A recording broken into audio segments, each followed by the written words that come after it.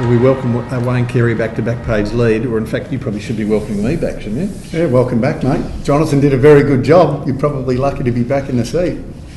I was at my mid-season high-altitude training camp in Arizona. Oh, was it? It took a bit longer than I thought. Obviously didn't work. No, it didn't.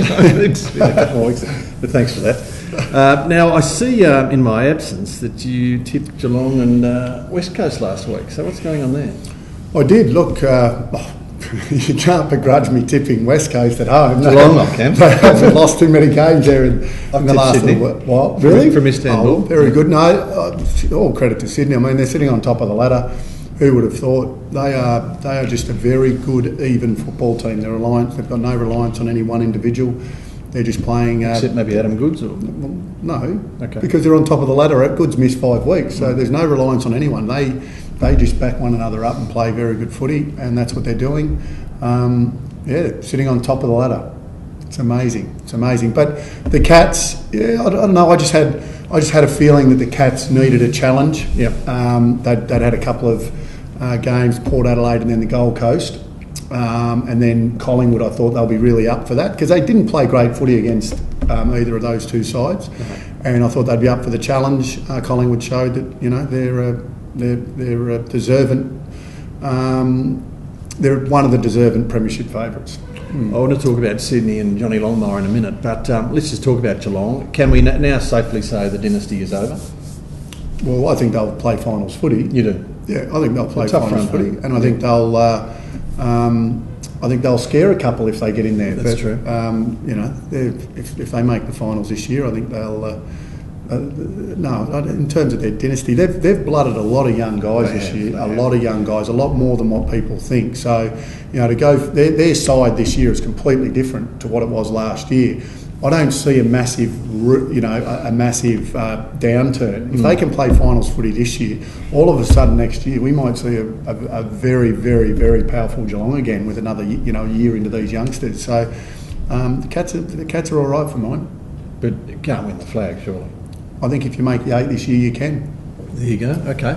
Well, Scarlett will retire, and Radzinski will probably retire, and there's one or two others we won't see next year. Yeah, I don't know about Scarlett. He might go for one more. I wouldn't see any reason why he wouldn't go for one more. It's not like he's getting bags of goals or anything kicked on him. So we'll wait and see on that. Johnny Longmire, your former teammate. I mean, who would have guessed? I know he's on top of the ladder. They haven't won a final yet or anything, but did he ever show any signs when he was your teammate and fellow New South Welshman of being a sort of a great gun coach in the making? Other than being very serious. I don't know. I guess you just don't see those types of things. You look at a John Blakey maybe and you say yes. I mean, Anthony Rock was an assistant coach for a long time, and who would have thought? Yeah. Adam Simpson I didn't think would go into coaching. He's now an assistant at Hawthorn. The one thing about Long is he's very serious. He's got a fun side to him as well, but he did a very good apprenticeship under a very good coach in Paul Roos, and really he's just followed that on. I think the maturity and what they established at that club has stood them in good stead. Those foundations and what they do as a club and as a group, I think they should be very proud of. Kieran Jack, one of the premier on-ballers in the comp now? You know what? I haven't seen a lot of him play, but he plays well every week. He's.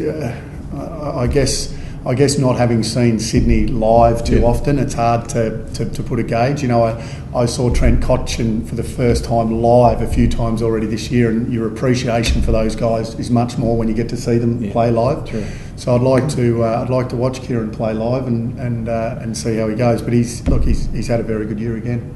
Now the issue, obviously, the big issue to come out of the weekend is Chris Judd and the tackle that has become known as the chicken wing on Lee Adams. We probably get sick of hearing that. But unfortunately, we're taping this while the Judd tribunal hearing is on. Now, I heard you giving some sort of defence for Judd on Triple M on the weekend.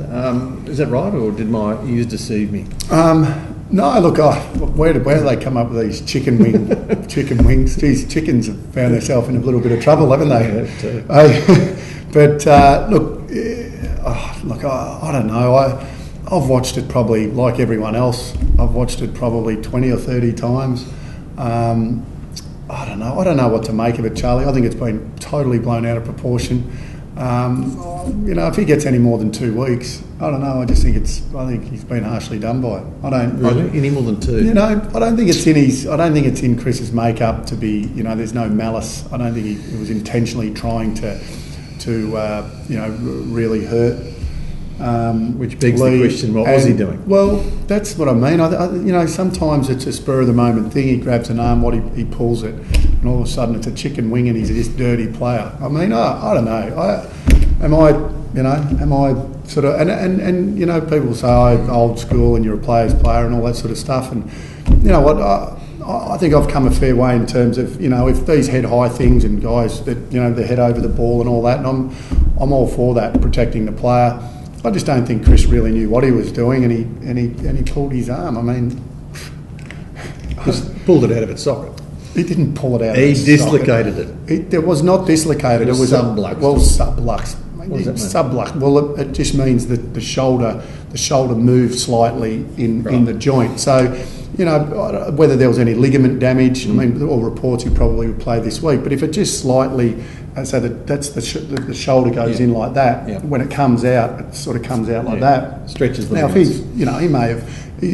From all reports, he's got a loose shoulder anyway. So I don't think Chris was deliberately trying to put his shoulder out. Let's put it that way. Yeah, well, I'm not here to demonise him, but he does have unusual reports. They're unusual. They're unusual reports. I read an article today in the Herald Sun, about these unusual reports. I don't know. I think Chris Judd's a ball player. And this is just one of those spur of the moment things that sometimes you do, and I'm sure he regrets it. But once again, I just don't think it's as big as what we're making out. So you think you'll get 2?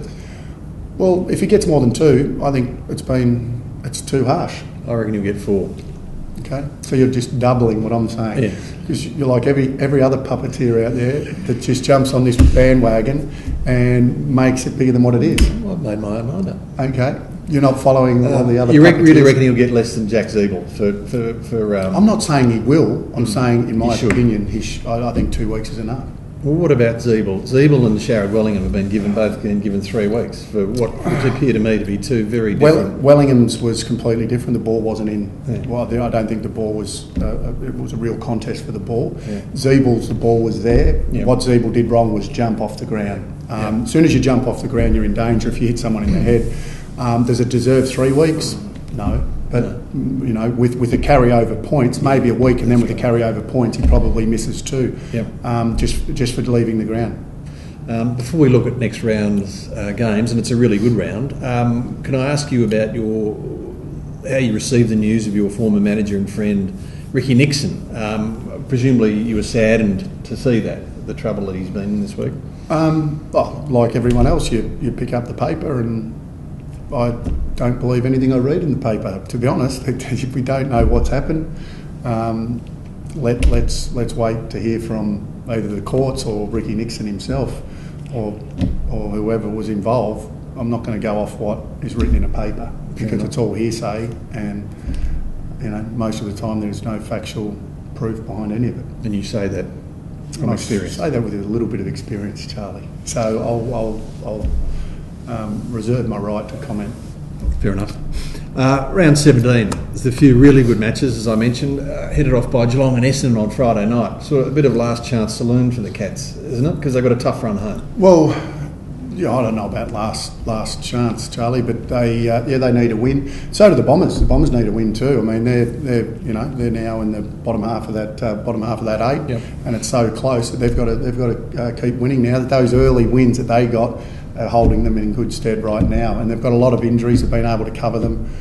Big game for both clubs, and all the top 8 sides play one another. It's a great round.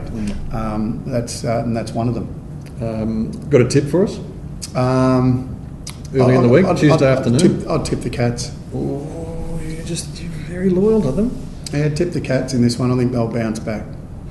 Collingwood and Hawthorn's the next game on Saturday. Collingwood obviously won the preliminary final narrowly, but I think the Hawks got them earlier in the year.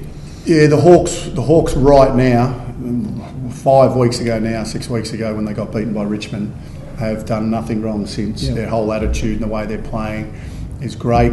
Collingwood have not done too much wrong other than the blimp against Carlton a couple of weeks ago, which I tipped, by the way. But I just think Hawthorn are travelling too well right now. I think they may be travelling a little bit too good for Collingwood, and Collingwood have done nothing wrong. So they can win without Buddy and Hodge? Yeah, I think so. Okay. A game which probably won't get a lot of airplay in Victoria, but is really important, Adelaide against West Coast, especially important for the Eagles given what happened last week. Yeah, Adelaide are playing good footy. West Coast, it's a massive one now. I mean, we were all saying that West Coast were certainties to make the top four. Now all of a sudden, there are no certainties to make the top four because of Hawthorn sort of stepping into that and Adelaide's continued form. So, it's just a great contest for the top four and also the top eight. This early, I'll stick with West Coast. Okay. And finally, lots of good games we could talk about, but Richmond and North is a good game. The Tigers, I think, get Dustin Martin back and probably Ivan Maric, who was a late withdrawal. Yeah. The Roos lose Zeeble and maybe Petrie. I don't know what sort of shape he's growing. Yeah. Oh, look, it's another massive game. I mean, a huge game for Richmond. They would be terribly disappointed in losing that game. So I'd expect them to be really hardened. Kangaroos have done. They've just been fantastic, really. They let that one slip against West Coast. You were away, Charlie. Yeah. Just another game that may come back to haunt them at the end of the year. You look at that one, you look at the Port Adelaide game, and then the first round against Essendon. Three games by less than a kick may come back to haunt them, especially if the Tigers upset them on the weekend. Every time I tip the Kangaroos, they get beat, so I'm tipping the Tigers. On that note, Wayne Carey, thank you for your thoughts and your insights, and look forward to seeing you after that great round of footy. All right, thanks, Charlie.